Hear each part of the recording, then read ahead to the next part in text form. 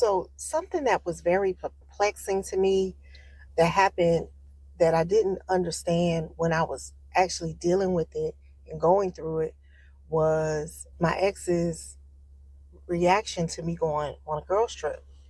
Now, the backstory is that when I was dating my ex, before we got engaged, anything, he knew about me going on girls' trips, right? He understood that was something that me and my women friend group did, right? So it wasn't like anything out of the ordinary. So once we got married, I intentionally took a hiatus for that first year on going on a girls' trip. So when the next one rolled around, I was invited again. Hey, we're going here. It wasn't anything really extravagant. It was within the United States. And so I spoke with my then husband about it. Hey, they're doing this girls' trip. This is the destination. Are you cool with it? And he told me, yeah, that's fine. Because again, it wasn't new information. It wasn't something that came about after the marriage. It was something that had existed before. He had actually witnessed me going on a girls' trip before marriage. So again, this wasn't new. This wasn't something that came out of the blue. He was well aware. He never one time voiced an objection to me going on a girls' trip. Everything was fine. So when I get on the trip, got there, safe travels, all of that, he started to call me. And it was like he was a different person. And it was very jarring for me to see him, like it was like a transformed person.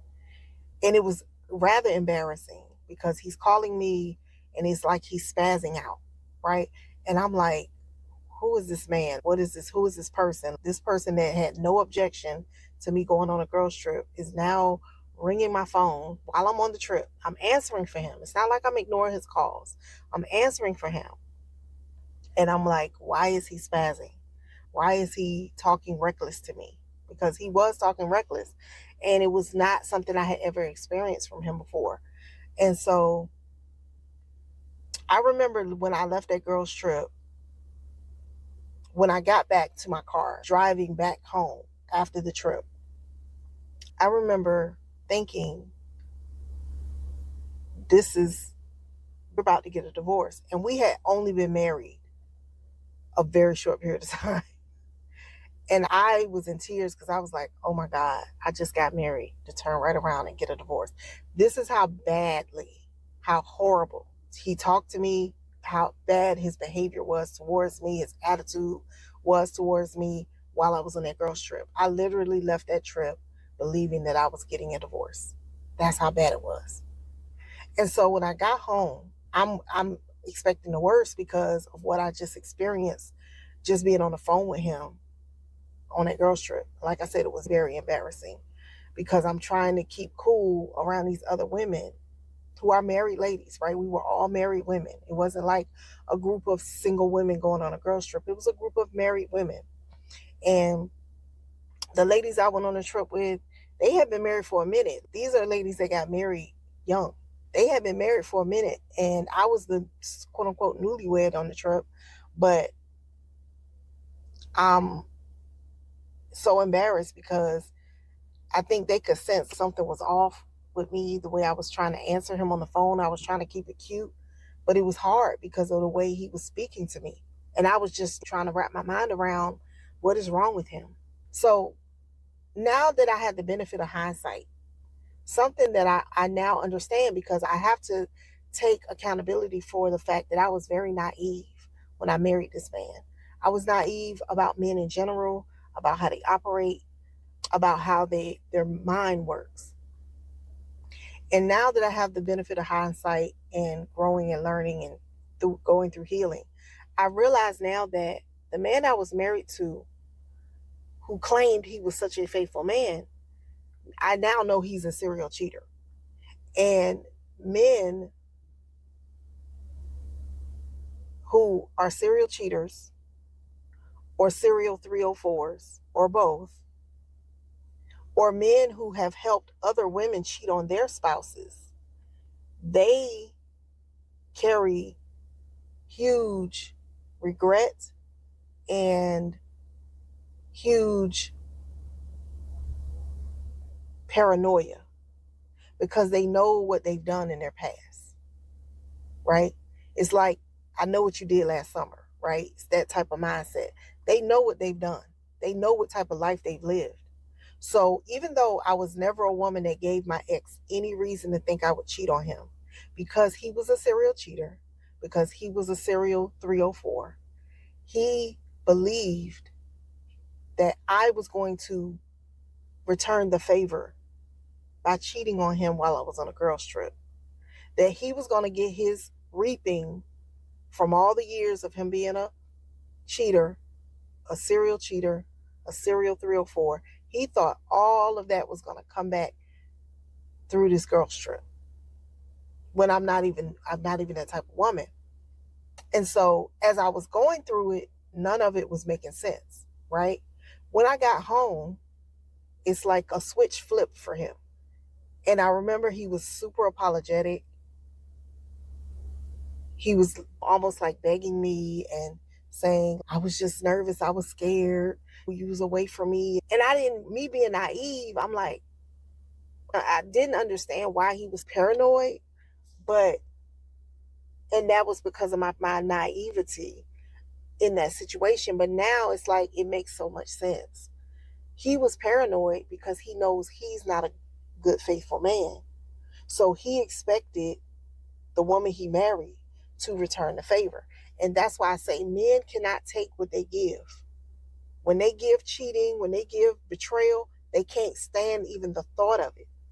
And this belief became crystallized as I got into online spaces because I was never a social media girl, right? I was never a big online person. But when I got into online spaces and began to listen to men, and I would hear men echo a sentiment of like, they would have these visceral reaction about a woman saying they were going on a girl trip. I've heard men online say things like, I will leave my wife if she goes on a girl's trip. And when I heard that first, it triggered me back to my situation in my marriage when I was like, I was confused and dumbfounded that my then husband was like losing it. After he agreed that I could go on this girl's trip, I kept in touch with him. It wasn't like I was being mysterious or anything like that. I was answering his calls when he would call, but he was freaking out because I was on this girl's trip and I could not understand why. But fast forward, right? I now know who I was actually married to. Fast forward, I have the benefit of listening to men in online spaces speak similarly about girls' trips, right? And how they don't agree with girls' trips. And what I realize is that a lot of these men that speak negatively about girls' trips are serial cheaters, serial 304s. They are serial side dudes, because that's another component. So either they're a serial cheater, a serial 304, or a serial side dude, meaning they have been the man waiting in the back for the husband to leave or the husband to go, and then they slip in with somebody's wife. They've been that man, right? And these serial cheaters, serial 304s, and serial side dudes know what they're doing is wrong. And as they grow, it sits on their conscience, right?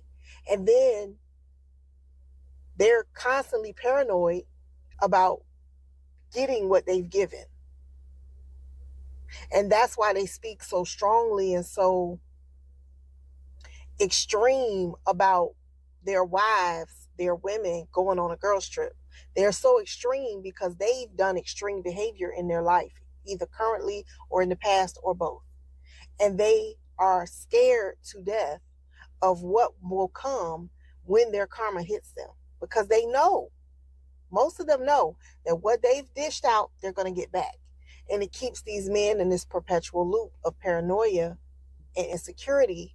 When they finally decide to stop being a 304, if they haven't really truly worked through and cleansed themselves, they then become super paranoid and controlling of their women and what they, quote unquote, will let their woman do.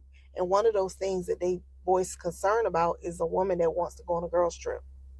Like I said, I did not know this was a thing back when I went through this experience with my ex. I did not know that men become paranoid about their women going on girls' trips because their past consists of consistent cheating. Their past consists of consistent hoeing around. Their past consists of being a perpetual side dude, meaning they're constantly sliding up on other men's women and having sex with them. Those type of men end up with a bit of paranoia because they've done so much dirt. They're like holding their breath, waiting for it to come back on them. And I've now realized is that if your husband is extremely paranoid about you going on a girls trip and you've given them no reason to ever question your loyalty, your fidelity, and your faithfulness, if you've never given them a reason to question anything about your loyalty, faithfulness, and fidelity to them, and they are now paranoid because you want to go on a girls trip, or they are saying extreme things like, if you go on this girl trip, we're going to break up, we're going to get a divorce. If that man is going to that extent, that man has a past that he probably hasn't been honest with you about. Now, in my situation, my ex was presenting himself like this good, faithful man. Because again, he was in the church. He really wanted to sell this image. He was a leader in the church. He really wanted to sell this image that he was this good man. But in fact, he was none of that. He was a serial cheater. He was one of the biggest dogs walking around. And that's why his behavior was what it was after he married me. That's why he serial cheated on me, right? That's why he had a baby with a mistress, right? Because this is his behavior. This is who he is. And so, like I said, this is just kind of making it make sense, right? In hindsight, when you let yourself go through healing and then things come back to you, this is one of those things that came back to me, like men who are hyperly emotional and over the top against women going on girls' trips. And like I said, if that woman has never given their husband reason to believe that they are not faithful, that they get loose around other men, if you haven't given that man any reason to think any of those things about you, and he's spazzing out because you go on a girls trip, it's because that man is either currently cheating or has been a severe dog in the past. Whether severe dog means he was a perpetual cheater or a perpetual side dude. That man is scared that his karma is going to come back through you. And that is why he is paranoid, spazzing out, losing his mind, and talking about ending the relationship because you go on a girls trip.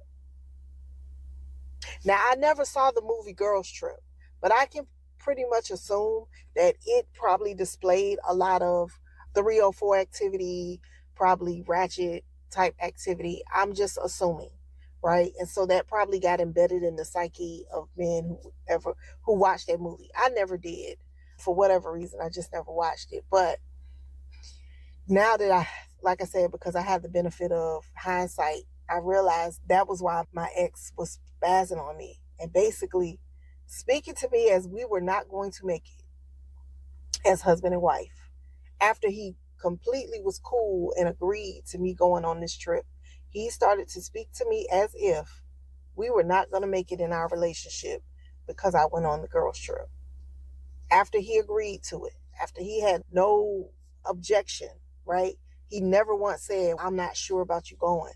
I don't know how I feel about that. He never once said that before I went. It wasn't until I was on the trip, and it's like it activated something in him. I believe a level of paranoia, because he knew he wasn't no good man. He knew he was already cheating. He was scared, right? While actively cheating on his wife, he was actually afraid that I was going to return the favor while on a girls trip, when my mind was nowhere near that. Because at that time I didn't know he was cheating. But even if I knew that when I went on the girls trip, I'm not wired like that. So I wasn't gonna just go cheat because he cheated, right? And the proof is in the pudding for me, right? It's probably more women that can stay faithful to their vows when their husband cheats versus a man. A man will probably, one of the first things they'll go do is go get some kind of revenge by sleeping with another woman if their woman cheats. But speaking for me, I never cheated. Even when I suspected he was cheating, even when I had confirmation he cheated and we were separated, I still honored my vows because it was about my own integrity. And sex doesn't rule me, right? Sex doesn't rule my life.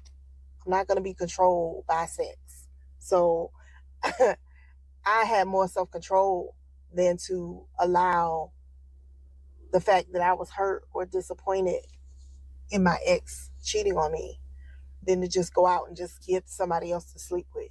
Celibacy for me brings a level of peace. It brings a level of clarity.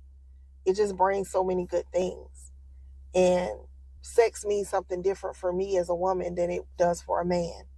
And so I would not casually just engage like that just because I'm upset that my supposed husband was out there cheating on me. That doesn't make me feel better about myself to go and try to return the favor. That's just how I think about it. But nonetheless, that's just something to think about, ladies. If your husband is freaking out about you going on a girls trip or having a girls outing or whatever and being away from them, understand that's probably rooted in either current cheating or current 304 activity, or is rooted in past cheating, past 304 activity, or past side ninja activity, right? If that man was used to sliding up on other men's wives to be the side dude, he's going to be paranoid in the back of his mind because he's going to be waiting for that day that karma comes back on him. And that's why I say, ladies, we just have to move smarter with these men, because men that are in delinquent mode, gameplay mode, they're not thinking about the future. They're thinking about right now. They're thinking about what they want right at this very moment. They're not thinking about what happens in a year, 2 years, 5 years, 10 years based on what I'm doing. They only think about the now. And so it's up to the women who are legacy minded, who are goal oriented, to think about the now and think about the future in the decisions that they make. And that's just now, like I said, a red flag that I realized that I actually didn't see it until after we were married. But if you see this in a man and you're not married to him and you tell him, hey, I do go on girls trips, and he has a freak out type of reaction, that's probably rooted in his true character. Him being a current or past serial cheater, and he's worried that you're going to go on a girls trip and he's going to reap what he sowed through you. That's where it's coming from, more than likely. Now, it could come from that man having a story of a woman cheating on him, but that just means he never healed from that one particular woman cheating on him, and that's something that he has to work through. But more than likely, it's because he's the serial cheater. He's the one that's constantly breaking vows and breaking boundaries, and he's scared that it's going to come back on him. And that's what I understand now about that whole situation with my ex, that he was literally paranoid about me being on a girls trip after he agreed that I could go and didn't give me no objection to it. He was paranoid, not because I had shown him that I was a cheater, but he was paranoid that he was going to reap what he sowed for years. And I wasn't there to help him reap what he sowed at all. But he put that on me because he was scared and he was paranoid about his past. And all while trying to pretend that he was this great, faithful guy. So that's just something, a little story time, a little something that came back to me on my healing journey.